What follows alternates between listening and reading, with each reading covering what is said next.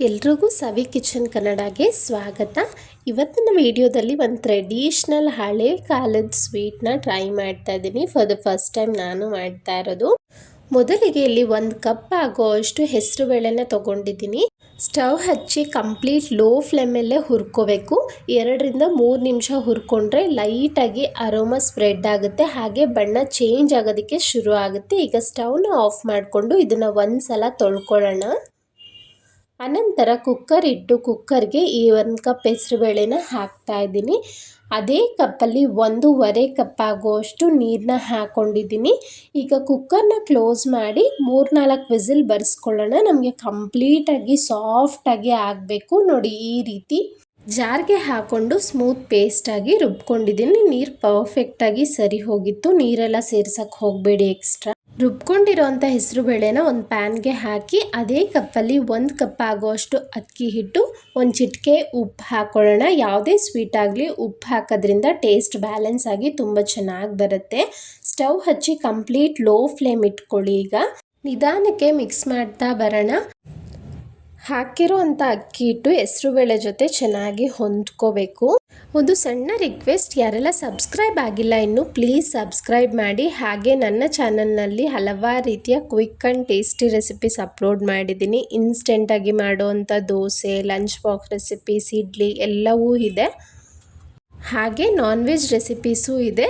Please ಯಾರೆಲ್ಲ subscribe ಮಾಡಿಲ್ಲ ಈಗಲೇ ಹೋಗಿ ಸಬ್ಸ್ಕ್ರೈಬ್ ಮಾಡಿ. ಇಂಟ್ರೆಸ್ಟ್ ಇರೋರು ನನ್ನ ಹಳೆ ವೀಡಿಯೋಸ್ನ ನೋಡ್ಬೋದು ನನ್ನ ಚಾನಲ್ನಲ್ಲಿ. ನೋಡಿ, ಎಲ್ಲವನ್ನೂ ಈ ರೀತಿ ನಿಧಾನಕ್ಕೆ ಮಿಕ್ಸ್ ಮಾಡ್ಕೊಳ್ತಾ ಬರಬೇಕು. ಅಕ್ಕಿ ಹಿಟ್ಟು ಹಾಕಿರೋದ್ರಿಂದ ನಾವು ಸ್ಟವ್ ಮೇಲೆ ಇಟ್ಟಿರೋದು. ಯಾಕೆ ಅಂದರೆ ಅಕ್ಕಿ ಹಿಟ್ಟು ಹಾಗೆ ಮಿಕ್ಸ್ ಮಾಡಿಬಿಟ್ರೆ ನಮ್ಗೆ ಆ ಬೈಂಡಿಂಗ್ ಅನ್ನೋದು ಪ್ರಾಪರಾಗಿ ಬರೋದಿಲ್ಲ. ಸೊ ಈ ರೀತಿ ಒಂದು ಸಲ ಮಿಕ್ಸ್ ಮಾಡಿಬಿಟ್ಟು ಇದನ್ನು ಒಂದು 10 ನಿಮಿಷ ಪ್ಲೇಟ್ ಮುಚ್ಚಿಟ್ಟು ಇದನ್ನು ಸ್ಟೀಮ್ ಮಾಡ್ಕೋಬೇಕು. ನಾನಿಲ್ಲಿ 1 ಸ್ಪೂನ್ ತುಪ್ಪ ಹಾಕಿ ಚೆನ್ನಾಗಿ ಮಿಕ್ಸ್ ಮಾಡಿ ಪ್ಲೇಟ್ನ ಕ್ಲೋಸ್ ಮಾಡಿ ಇಡ್ತೀನಿ. ನಾನು ಹೇಳ್ದಾಗೆ ಲೋ ಫ್ಲೇಮಲ್ಲೇ ಇದನ್ನು ಬೇಯಿಸ್ಕೋಬೇಕು. ಈ ಕಡೆ ಒಂದು ಪ್ಯಾನ್ಗೆ 2 ಕಪ್ ಆಗುವಷ್ಟು ತೆಂಗಿನ ತುರಿ ಹಾಕಿದ್ದೀನಿ. ಅದೇ ಕಪ್ಪಲ್ಲಿ 1 ಕಪ್ ಆಗುವಷ್ಟು ಕುಟ್ಬಿಟ್ಟು ಬೆಲ್ಲನ ಸೇರಿಸ್ಕೊಂಡಿದ್ದೀನಿ. ಇದನ್ನು ಲೋ ಫ್ಲೇಮಲ್ಲೇ ಚೆನ್ನಾಗಿ ಬೆಲ್ಲ ಎಲ್ಲ ಕರಗಿ ತೆಂಗಿನಕಾಯಿ ಜೊತೆ ಹೊಂದ್ಕೋಬೇಕು. ಅಲ್ಲಿ ತನಕ ಫ್ರೈ ಮಾಡ್ಕೊಳ್ತಾ ಬರಬೇಕು. ನೋಡಿ, ಬೆಲ್ಲ ಎಲ್ಲ ಕರಗಿ ಎಷ್ಟು ಚೆನ್ನಾಗಾಗಿದೆ ಅಂತ ನೋಡ್ಬೋದು.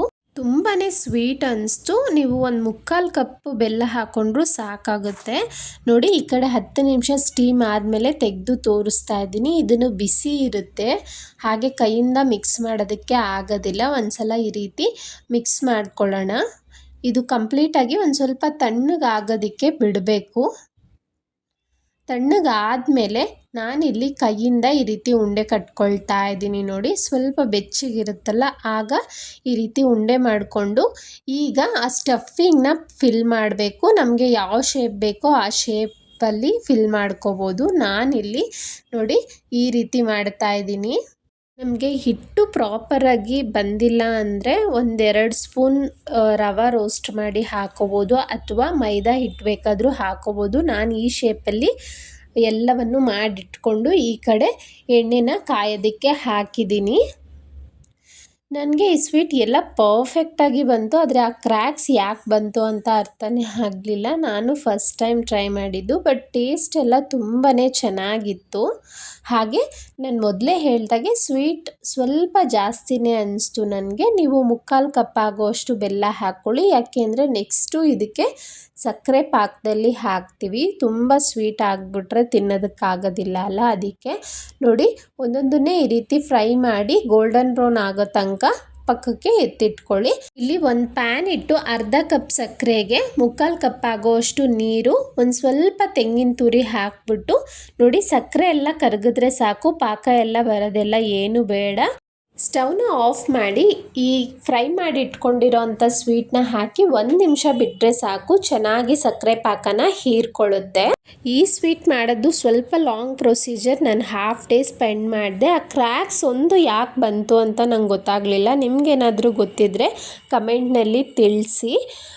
ಆ ಟೆಕ್ಸ್ಚರ್ ಚೆನ್ನಾಗಿ ಬಂದಿಲ್ಲ ಅನ್ನೋದು ಸ್ವಲ್ಪ ಬೇಜಾರಾಯಿತು, ಬಟ್ ಟೇಸ್ಟ್ ವರ್ತ್ ಅಂತ ಹೇಳ್ಬೋದು. ಅಷ್ಟೊತ್ತು ಟೈಮ್ ಸ್ಪೆಂಡ್ ಮಾಡಿದ್ದಕ್ಕೆ ಡೆಫಿನೆಟ್ಲಿ ಟೇಸ್ಟ್ ವರ್ತ್ ಇತ್ತು. Thank you so much.